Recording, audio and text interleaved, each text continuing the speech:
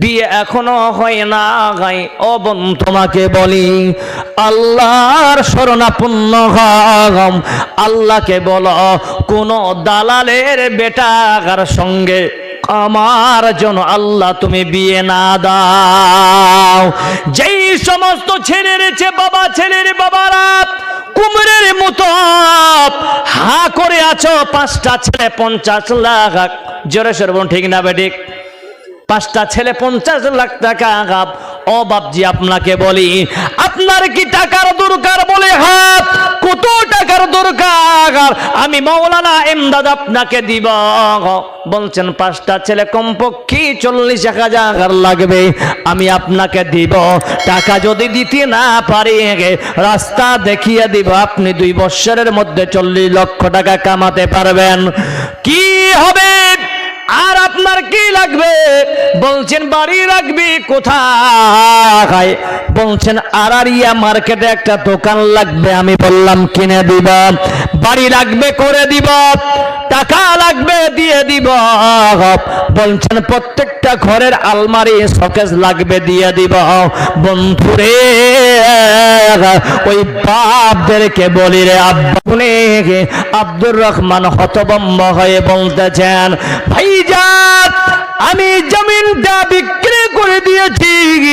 এই জমিনের ভিতর থেকে নিয়ে আসমান পর্যন্ত যা মাল সম্পদ বের হবে, আমি আব্দুর রহমান সব তোমাকে দিয়ে দিলাম। আব্দুল্লাহ বলতেছেন, না না না, এটা হতে পারে না। বলছেন কেন?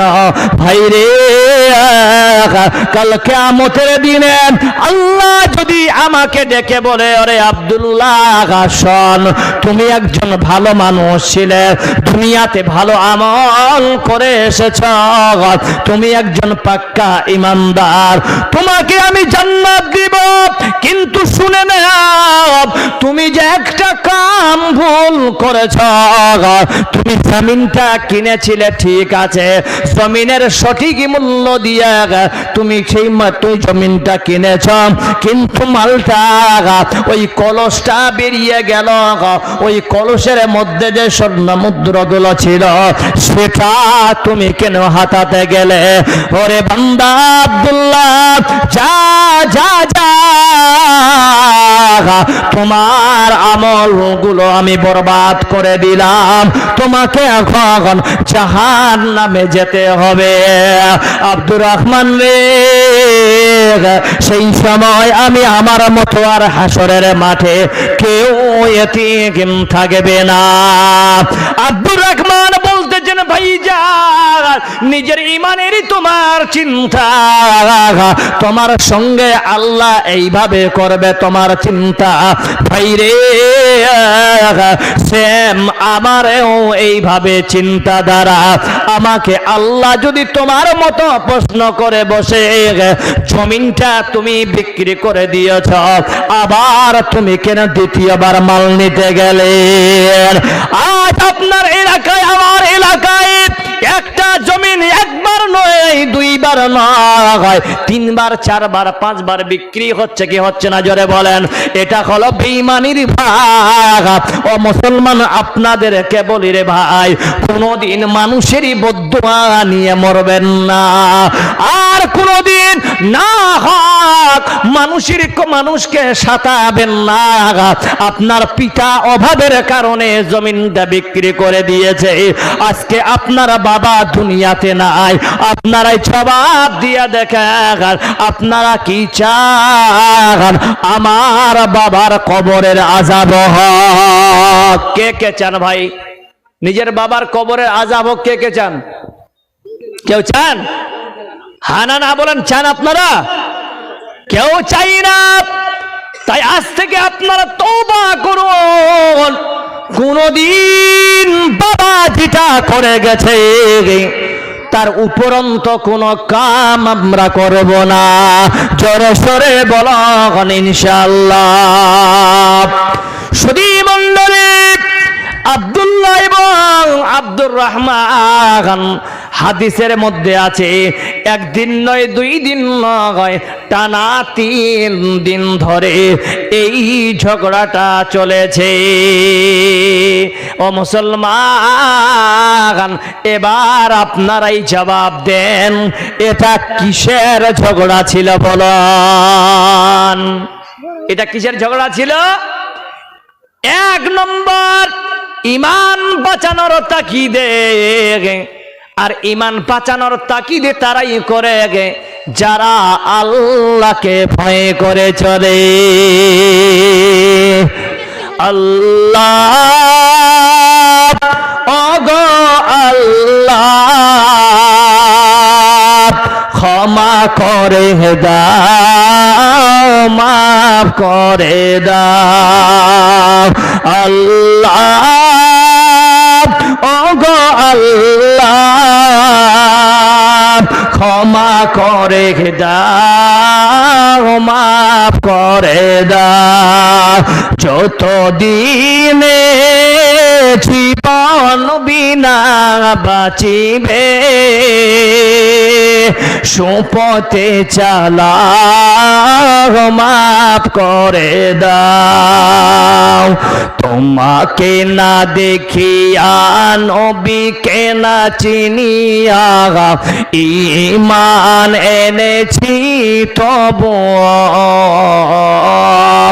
এই ওসিলায় বিপদে পার করে না, ক্ষমা করে দাও, মাফ করে দাও। জোরে সরে বলুন আমিন। সুধী মণ্ডলী, 2 জনে পারল না, সঙ্গে সঙ্গে তারা বেরিয়ে গেল কাজী সাহেবের কাছে। কাজী সাহেব যখন শুনলেন ঘটনাটা পুরোটাই, কাজী সাহেব হতভম্ব হয়ে বলতেছেন, সারাটা জীবন ধরে কাজীগিরি করলাম, মানুষের সমস্যার সমাধান আল্লাহ আমার দ্বারাই করিয়েছে। হায় রে, এই রকম সমস্যার আমি কোনোদিন সম্মুখীন হইনি। ভাইজান, কাজী সাহেব চিন্তায় চিন্তিত হয়। কিছুক্ষণ পরে ডেকে বলছেন, ও আব্দুল্লাহ, আমার পাশে আসো। ও আব্দুর রহমান, তুমিও আমার পাশে আসো। 2 জনে যখন পাশে আসলেন, আব্দুল্লাহকে ডেকে বলতেছেন, আব্দুল্লাহ, তোমার মেয়ে আছে বলে? হ্যাঁ আছে। বলছে, আব্দুর রহমান রে, তোমার ছেলে আছে বলে? হ্যাঁ আমার ছেলে আছে। বলছেন, চল তোমার ছেলের সঙ্গে আব্দুল্লাহর মেয়ের বিয়ে দিয়ে দি। আব্দুল্লাহ বলছেন, কাজী সাহেব, আপনার কাছে এসেছিলাম মেয়েটার বিয়ে দেওয়ার জন্য না, এই কলসের বিচার চাইতে। আজকে আপনি কলসের বিচার না দিয়ে আপনি বিয়ের প্রস্তাব দিতেছেন কেন? কাজী সাহেব বলছেন, ভাই রে, তাহলে এবার বিচারের ফয়সালাটা শোনো। তোমার ছেলের সঙ্গে আব্দুল্লাহর মেয়ের বিয়ে হবে। আর বিয়ে যখন করতে হয়, আপনাদের দিকে মোহরানা দেয় কি দেয় না? জোরে বলেন। এটাকে হঠাৎ গুলি করতে এসছো আমাকে, দূর খাপা কোনটা করে। সুধী মণ্ডলী, সেই আব্দুল্লাহ, তোমার মেয়ের যেহেতু তারা ছেলের বিয়ে হবে, তার মানে মোহরানা দিতে হবে। এই কলসের মধ্যে যতগুলো স্বর্ণ মুদ্রা আছে, এই অর্ধেক স্বর্ণ মুদ্রা আব্দুল্লাহ তোমার মেয়ের মোহরানা স্বরূপ। আর বাকিগুলা করব কি? বলছেন বাকিগুলো স্বর্ণ মুদ্রা যতগুলা আর বেঁচে আছে এলাকাবাসীদেরকে ডেকে অলিমা খাওয়াতে হবে। আর যদি অলিমা করতে গিয়ে বেঁচে যায়, অবশেষে তোমাকে বলতেছি এলাকাদের যত গরিব মিসকিন আছে সবাইকে তোমরা তোমাদের তরফ থেকে সাদকা করে দিবে।